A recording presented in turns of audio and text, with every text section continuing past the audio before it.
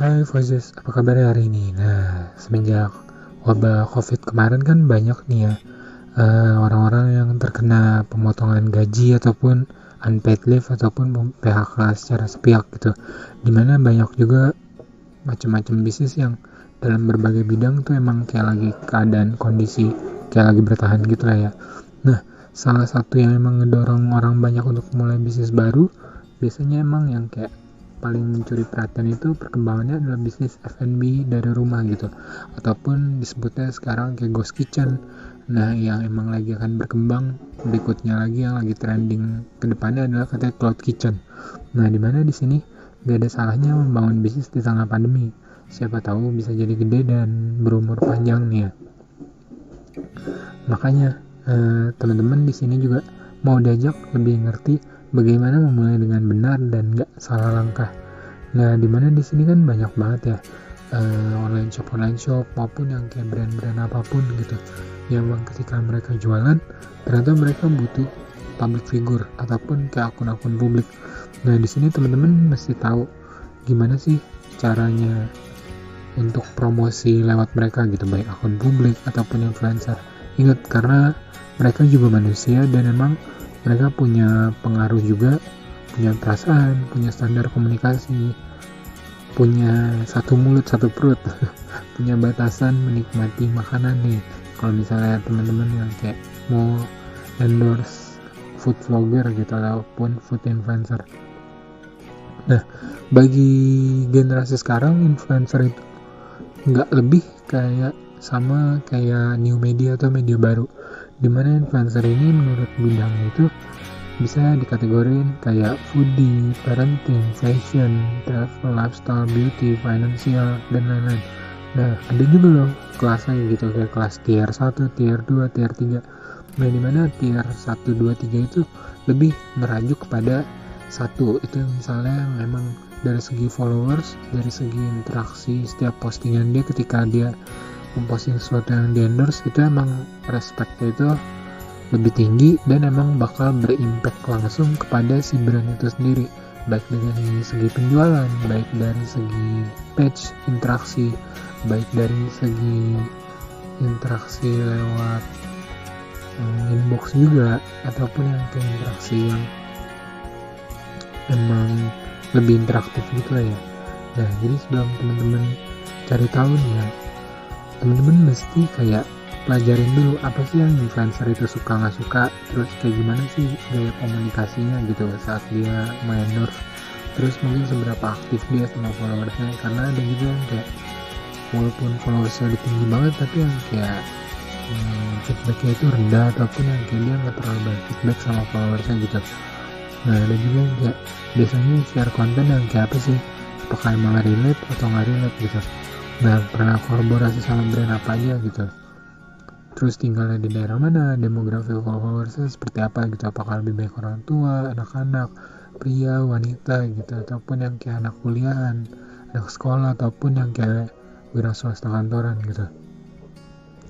Kalau pro bono nih, biasanya influencernya ini ada batasan jumlah yang bisa direview setiap harinya.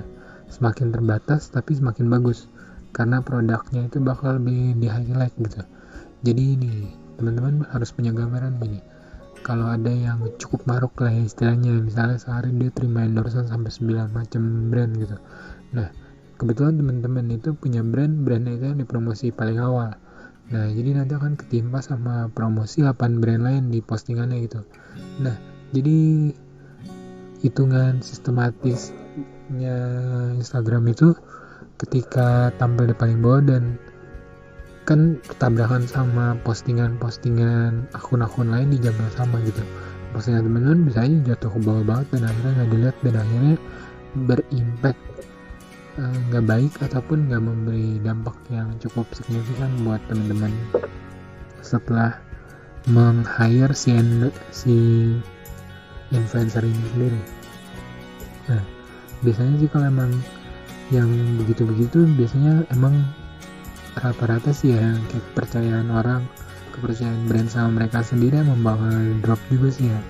Nah, biasanya nih yang jadi harus jadi acuan adalah teman-teman harus garis besarnya gini, sales soal penjualan atau exposure soal lebih kayak untuk dikenal orang secara luas gitu. Nah kalau sales itu lebih ke approach nano, jadi lebih kayak micro influencer yang kayak followers mungkin baru puluhan ribu gitu, tapi emang benar-benar dia intens sama followersnya dia gitu, dan emang followersnya itu reaktif juga sih ke dia. Nah juga kalau yang exposure lebih ke yang approach mega atau macro influencer, bisa yang kayak followersnya itu udah ratusan ribu bahkan jutaan gitu, tapi emang dia udah minim banget interaksi sama followers saya, mungkin interaksi kalau live, kalau di kondisi tertentu doang, dan emang bakal berdampak banget sih ya buat respect dari para followers itu sendiri. Nah ada lagi berikutnya, ada punya niche yang jelas. Niche itu jadi yang kayak lebih kayak apa ya gue ngomongnya, lebih kayak soul ataupun identity-nya gitu. Jadi ketika teman-teman tahu nih, misalnya si influencer yang teman-teman pakai ini, selebgram youtuber, dia adalah seorang healthy lifestyle advisor gitu. Nah jadi dimana teman-teman akan lebih jelas gitu, misalnya tahu, oh ternyata emang ketika teman-teman punya brand botol minum yang kayak eco living, yang kayak eco friendly gitu, ataupun yang kayak baju-baju untuk olahraga, sepatu untuk olahraga, teman-teman tahu bahwa pasar ini bahkan bisa melekat banget ke dia gitu. Emang benar-benar kayak emang dia promosiin itu yang kayak secara terlihat lebih alami. Nah sedangkan kalau untuk exposure nih, yang reach dan like-nya bisa lebih tinggi gitu, ada kemungkinan ya misalnya kayak artis gitu ya, memang mereka nggak dikategorikan sebagai public figure atau influencer jenis tertentu gitu, kecuali emang mereka ngebentuk fokus dirinya seperti itu. Nah biasanya sih orang-orang lebih lihat, oh ternyata kayak gini loh, dia juga suka pakai ini loh, kemungkinan gitu akan mencoba beli. Tapi kan untuk sekedar promosi doang, orang tahu yang kayak misalnya kayak Raffi Ahmad gitu, oh ternyata dia suka pakai sepatu ini loh, mungkin bagus, coba cari tahu doang, dan akhirnya jadi buah bibir dan akhirnya terkenal gitu. Balik lagi ke sales, biasanya selebgram ini punya trust audience yang lebih kuat. Nah kenapa trust audience itu lebih kuat? Karena emang dia lebih fokus gitu. Misalnya dia lifestyle advisor, healthy lifestyle advisor gitu, lebih kayak gym, lebih kayak makanan sehat, lebih kayak pola hidup sehat yang di sosial medianya dia gitu. Jadi emang lebih gede sih trustednya gitu, dibandingin exposure yang kayak misalnya artis gitu, kepercayaannya lebih bias. Kayak benar gak sih ya dia brand ini bagus gitu, bener gak sih ternyata brand ini emang impactnya bagus gitu, murah lah inilah itu. Nah itu yang bakal buat jadi pertimbangan teman-teman juga, karena emang influencer itu nggak memberi jaminan sales, cuma Tuhan dan produk teman-teman yang unik lah yang jadi berkualitas, menciptakan kesinambungan semuanya itu. Nah jadi teman-teman, sebelum kalian meng-hire influencer, public figure, selebgram gitu yang dibayar untuk endorse ataupun meng-campaign brand kalian mesti tahu dulu kita